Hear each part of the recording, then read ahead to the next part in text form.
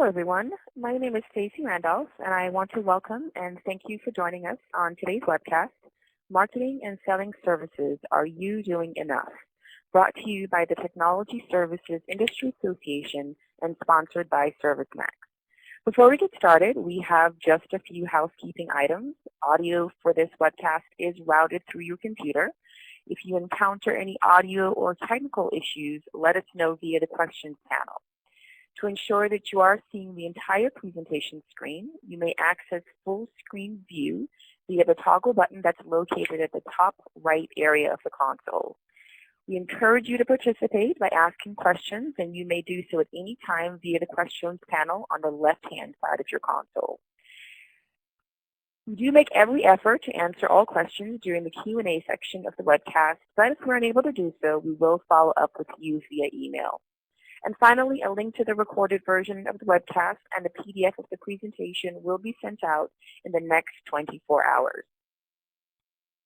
Once again, thank you for joining us. Our presenters today are John Ragsdale, Vice President of Technology Research for TSIA, and we also have with us Stacey Epstein, Vice President of Marketing for ServiceMax. We have a 30-minute window, so without any further delay, let's go ahead and get started by turning things over to our first presenter. John, over to you. Thanks, Stacey. Hello, everybody. I'm so happy to be here with you today. As Stacey said, we only have a 30-minute window today, and we're committed to keeping that commitment to you. So I'm going to jump right in to my presentation. Over the last 10 years, we've seen some pretty slow spending in the area of field service automation. But starting in 2010, there's been a big burst in spending. You can see this is from my annual member technology survey, and more than a third of our members have budget for mobile field service tools and scheduling optimization. There's a lot of very cool and innovative things going on in field service automation today, and you're going to be hearing about some of that from our guest speaker today, Stacey Epstein from ServiceMax. So speaking of mobility, I spent a lot of time last year on this topic. I published a 3-part series on mobility and service, and it turns out there, specifically around field service, there are a lot of return on investment stories for why companies are increasing investment in mobility. We're seeing a lot of improvements to productivity, improvements to accuracy. We're overhauling the entire approach to scheduling with dynamic scheduling. Everything is being done in real time. There's a lot of intelligence factoring in GPS, real-time traffic information into routing information. And what we're focusing on today is revenue generation. And it turns out that revenue generation is actually one of the major benefits of implementing some mobile field service tools. So let's drill in on that a little bit. Why is field service selling so successful? I did a survey on this a couple of years ago where we interviewed a couple of thousand consumers who had had in-home installation or repair services for home office or home theater equipment. And what we found is that field service selling is very successful, and I even have some stats on it I'm going to share with you in a moment. But there are 3 primary reasons. First is context. So when someone is actually in your home, they can immediately, for example, in a cable installation, they can see if you're a huge sports fan because you've got lots of memorabilia and posters on the wall, or if you've got a lot of kids, you're probably interested in that family package. So they can assess the situation and identify appropriate things to upsell or cross-sell because they're actually in the customer's environment. Personalization has a definite impact as well. You are face-to-face with the field service tech. You've got an intimacy there that is very difficult to get over the phone or by email. So when someone suggests something and they're in your home, you're much more likely to accept it. We also find that mobility is assisting us with some of the traditional barriers to on-site selling. We definitely have some work to do on the training side, which I'll talk about a little bit later. Definitely some soft skills training that we need to introduce for our field service techs. Also, some of those great automation tools that exist for actually determining what the best offer would be to extend based on what products the customer has or their environment or their demographics. There are a lot of tools out there that call center agents use that are very appropriate for field service. But finally, one of the biggest barriers I found is that they were unable to capture a signature or a credit card to really seal the deal. So even if the customer agreed to a purchase in the field, they would have to follow up with a phone call or a letter to complete the transaction. And thanks to mobile devices, we can now capture that signature. We can even swipe a credit card and print a receipt if necessary, so that sale is completed and actually kicked off the whole cash to delivery chain, starting with that field service visit.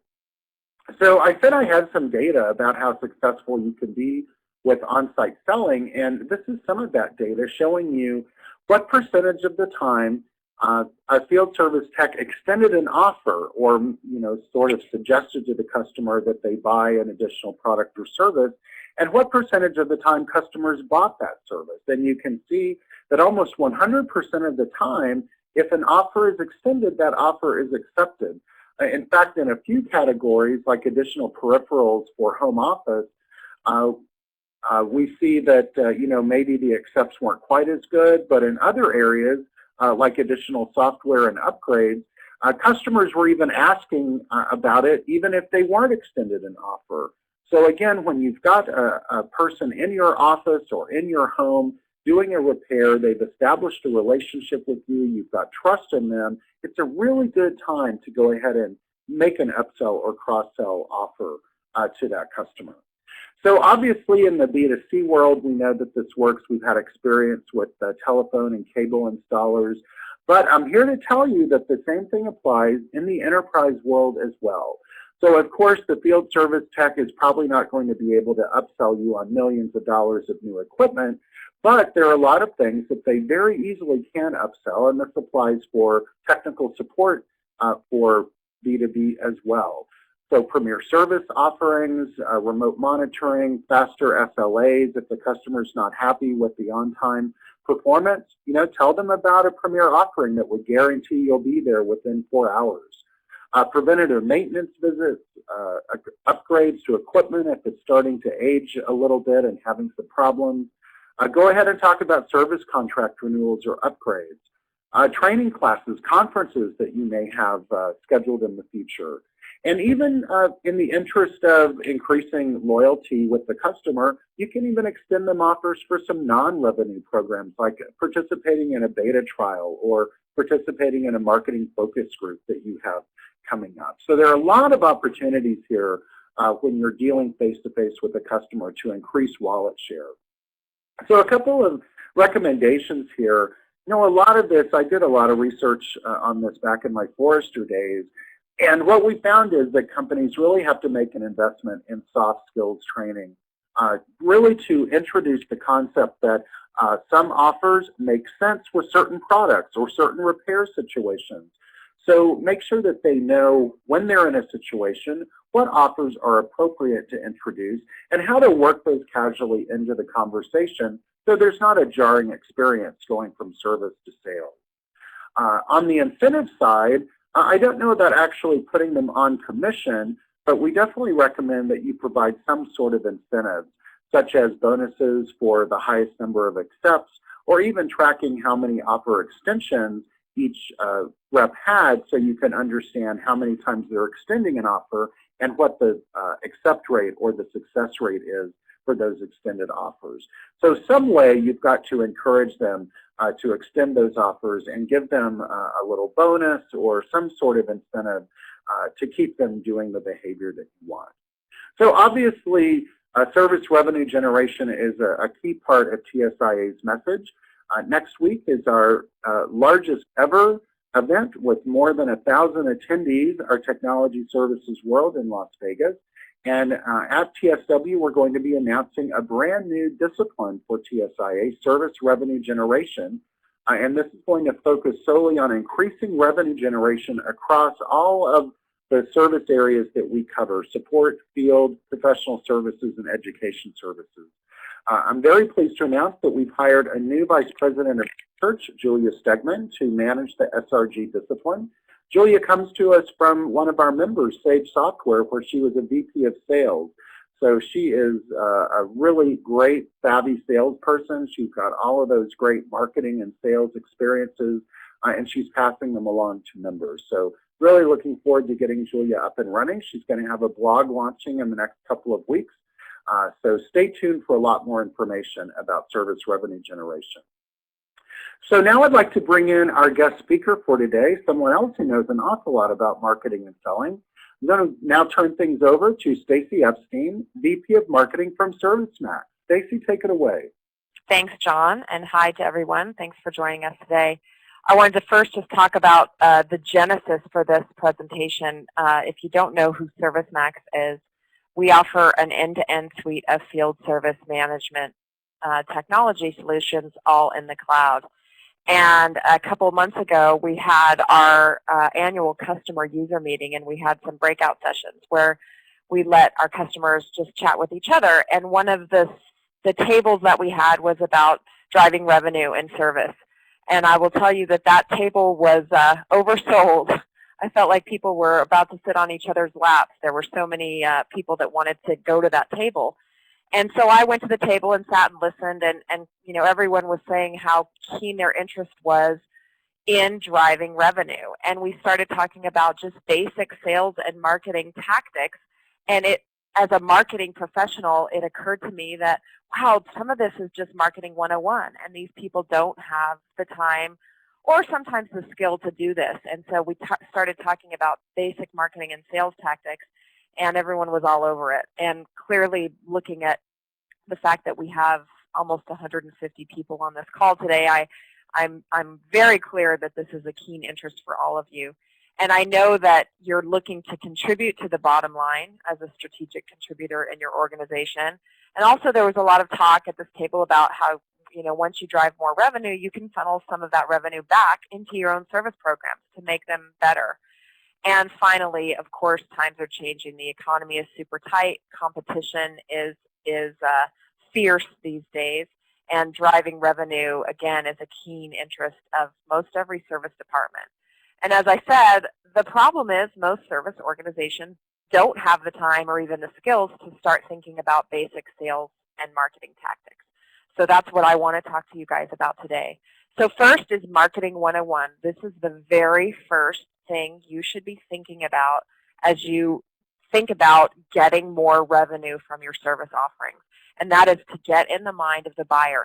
Think about your customer. Think about what their pain is, which you probably are pretty clear with since you're servicing their issues. But now think about what might compel them to pay more for a product or a service. What will compel them to buy? Think about their objections. Why might they say no to an additional service offering that you're putting in front of them? And then document them and come up with answers as to why you can overcome those objections.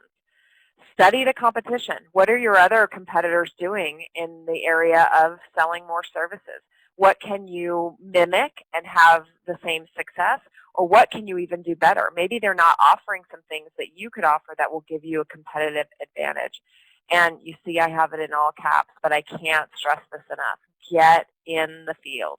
Don't sit in your office and try to come up with this stuff on your own. You won't be able to get in the mind of your buyer unless you get yourself in front of the buyer. So go on some service calls, go on some sales calls, hear it first from the customer. What is it they want? What will make their lives easier? What will make their lives better? And that's really how you can understand what you need to put in front of them. And after you've done that first step of understanding what they need and want, then you can truly productize your offerings. And what I mean is treat your service offerings like products. I know it's kind of hard to do, but I'm going to give you some tips on how to do it. So first of all, you want to define some programs, and you need it to directly address their pain. You understand their pain because you've gotten out there and you felt it. So now, okay, you've got the 5 pains of your customer. So what are the 5 programs you can create that directly address those pains? So create different offerings and then give them a choice between offerings. So you see on the right, do you want, Mr. Customer, I can fix your problem for one time for $200, or can I interest you in this recurring preventative maintenance program for $300 each year, and I'll make sure you never have this problem again. And give them the choice. Next, give descriptive names to these programs. Naming is key. I think so many people don't think about naming, but naming can be so descriptive. So just a little, kind of silly example, but are you a dog walker or are you a pet caretaker? If I have a choice, I certainly want to hire someone who's going to take care of my pet, not someone who's just going to walk my dog down the street. And it may be the same exact person. So again, naming is key when you name your product, which is your service offering. You've got to think about something descriptive and compelling. Now, you need to determine the value proposition. Again, I put it in all caps. You've got to think about what is the value of what you're offering. Why is this the best choice for your customer? What are the benefits? And then you need to be short and simple and direct when you create these statements. So these are statements. And you see on the right I have some good examples of statements. It's not, I'm not talking about what the product does or what your service offering does. I'm talking about what the value is that it delivers. So if you're a hospital and you need x-rays and you've got to sell someone a service offering for their x-ray, you say, ensure your x-ray never misses a day of work. That's the pain. A doctor's office doesn't want their x-ray machine to go down, so you're alleviating that pain. Or, maybe you're in residential services and you service heaters. So then the benefit or the value proposition is no one ever has to endure a night without heat because you're going to do preventative maintenance or whatever it is. So again, deciding what the value proposition will really help you as you sell your services. And some other things, now that you have all of this defined and documented, then you can create data sheets and even web pages on your website. And I think so few organizations go to this extent of actually having a data sheet that says, okay, here's the 5 service offerings, which are actually products, and here's the value, and here are the benefits, and here are the descriptive names. And you can actually not only hand these to people, but you can use them internally to make sure that all of your employees are talking the same language. When you create these, make sure you use customer examples and quotes and even sidebars. Sidebars are the little columns that you'd put on the side of the data sheet with a quote from a customer. Reference selling is really key, especially in this day and age. They want to hear that other people have done this and that they've been happy with it. And finally, create a promotions calendar with deadlines. You want to always have some sort of promotion running because this creates a compelling event for your customer to buy. So this $300 preventative maintenance plan is only good through the end of the month or the end of the quarter. And then after that, you've got another promotion running. And this is something that you can always have out there for your people to be selling. And again, it just creates that compelling event. Otherwise, your customer might just sit there and ponder on this for months and months instead of make a decision to meet a deadline.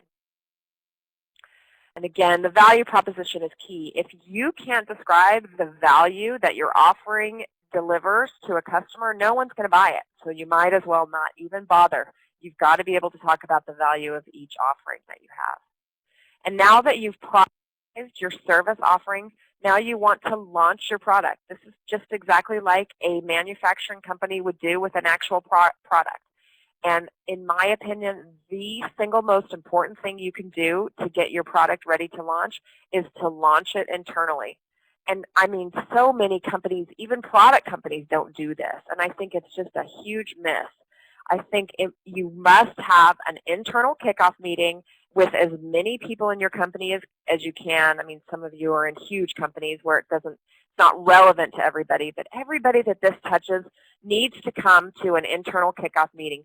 You have sales there, you have service there, you have administration there, and most importantly, you have your executives there. John and I have been talking about, the change management that has to come with a shift like this in a company, and having your executives on board and standing up and saying, hey, this is really important, this is really strategic, this is going to drive more revenue for us, everybody needs to be on board. I mean, that's a huge step in impacting the change that needs to take place in your organization. So again, explain why this is so important. You might want to even go so far as to create a tagline an internal tagline for the program, and this is just one example, but think service sales. You want everybody in your organization, not just the service department, to be thinking about how you can be selling more service.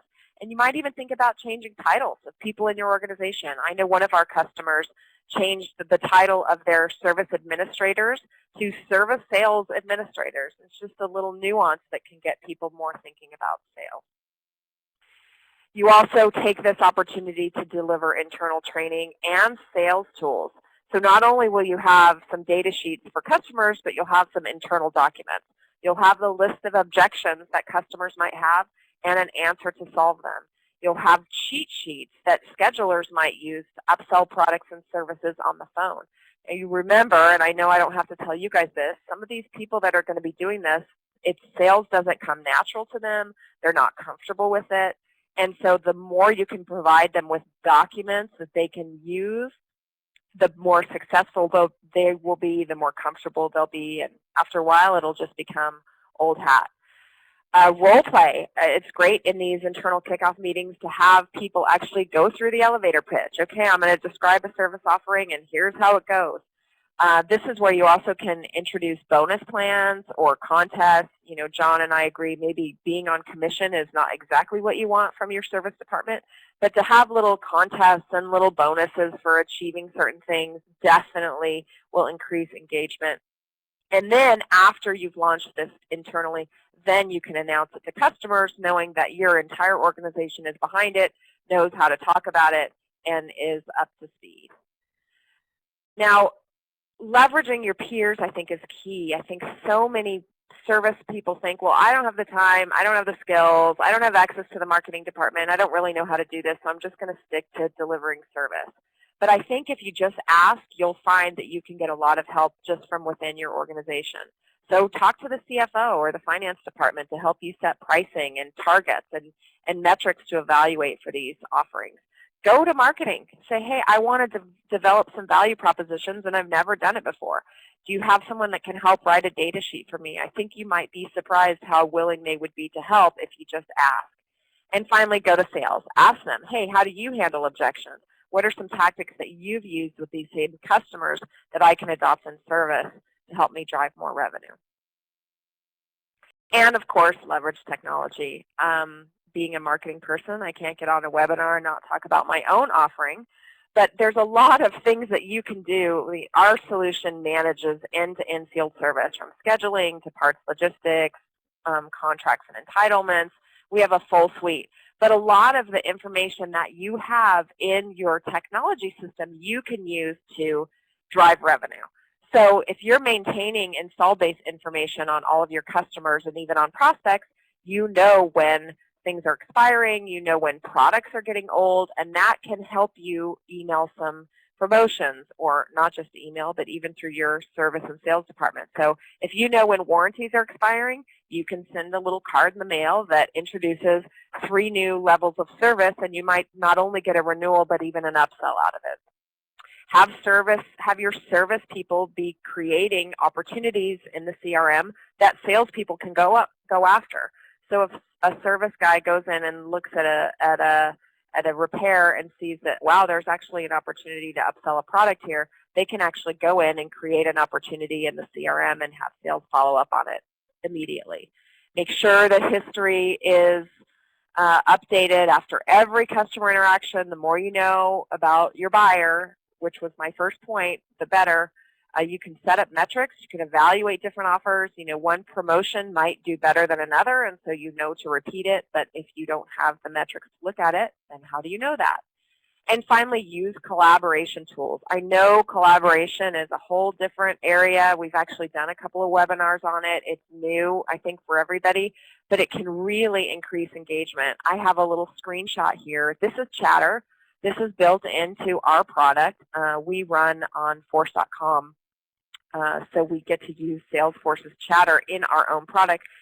And this is pretty small. Hopefully you guys are looking at full screen. But, you can not only increase engagement. You've got schedulers. You've got a manager talking about how everybody's hit their bonus. And then you've got Bob, who's a scheduler down at the bottom, kind of bragging about how he closed a preventative maintenance contract and everybody's liking it. And, you know, this is just collaboration that increases engagement. But you also see in the middle there, that's a customer account, Swank Fitness, and a technician is basically creating an opportunity for sales to follow up on.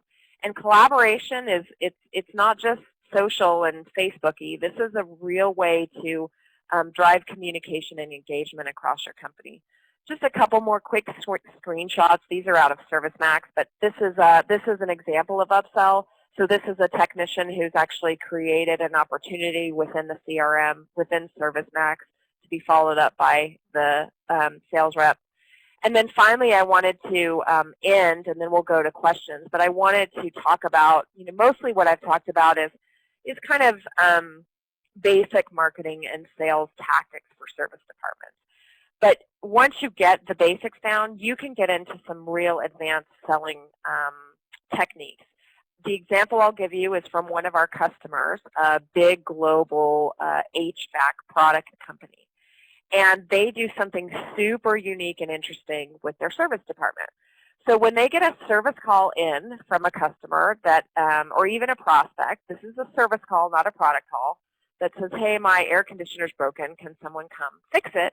And what they do is they look at the install base and they see what age this product is, whether there's warranties left, etc. And based on what they see in the install base, they send different people. So if the product is less than 8 years old, they're going to send a technician who knows how to fix it. And they'll be done and they'll take their service revenue and they're done with that interaction. If the product is more than 8 years old, they're going to send a different technician who is trained in upsell. And I'm talking product upsell, not service upsell. So when the technician gets to the door and looks at the system, they say, hey, for $150, I can fix your air conditioner. But it's more than 8 years old. It's on its last leg. For $1,500, let me tell you about this new product that I can sell you that includes a 1-year warranty. And basically, you know, you're not going to have another service call for years and years. And at the end of the day, they can, you know, they would have gotten $150, but now they're getting 10 times that amount with no sales involvement. And that's just by using a system that tracks this install-based information. So how does this work? You can see this is another screenshot from ServiceMax. This is the work order detail. It talks about it shows the skill level of the technician and the age of the equipment, which in this case is 12 years old. And I should be showing one more screen. Yeah, and now this is the dispatch console. So I can look at all my technicians, and I can look at which ones are the skilled upsell technicians, and I can route them directly to those specific jobs. And that's all I have for today. It's definitely a topic, you know, working for ServiceMax and also being in marketing. This is sort of the intersection of my two worlds. So it's highly interesting to me. I would love to continue the dialogue and answer any questions that you all might have. Thank you, Stacy. Great presentation. We're getting close to the bottom of the hour, but we do have some questions in queue. And as we expected, we've got some questions about change management. Let me sneak in this question before we run out of time. A question from Carrie. Our field techs are a little resistant to the idea of selling. How do we overcome that? So I can take a swag at that, John, and then maybe you have thoughts too. I think, again, I'm just going to go back to this internal kickoff meeting. If you've got your executives on board, if you've got the whole company's on board, and you actually have a meeting where you make it clear that this is where we're headed.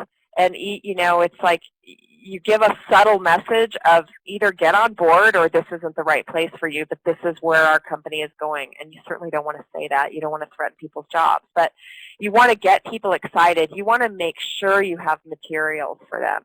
So having those cheat sheets, having those data sheets, arming them with all the information that they need so that it's easier for them, and having them know that the company is behind them, it almost coddles them into feeling a sense of comfort. Yeah, I think, you know, essentially you have two options. You've got the carrot and the stick. So, you know, the carrot is offering some sort of incentives, as we mentioned, and the stick is make it part of their performance review that they have to extend an offer a certain percentage of the time. I would also say that from my interviews with companies that have made this change, they say that once employees hear yes often enough, they realize it's just part of the servicing process. So, I think there are definitely some change management issues, especially with people who have been in service for a long time and may see selling as the enemy. But at the end of the day, we've all got to increase the bottom line of the company, or in this case, the top line of the company. So it turns out revenue generation is just something we're all going to have to become more comfortable with.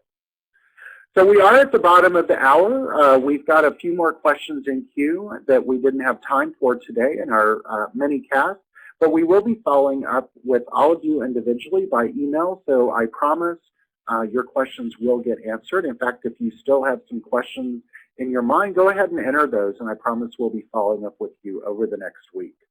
I'd like to thank Stacy Epstein from ServiceMax for joining me today, and thanks to all of you for tuning in.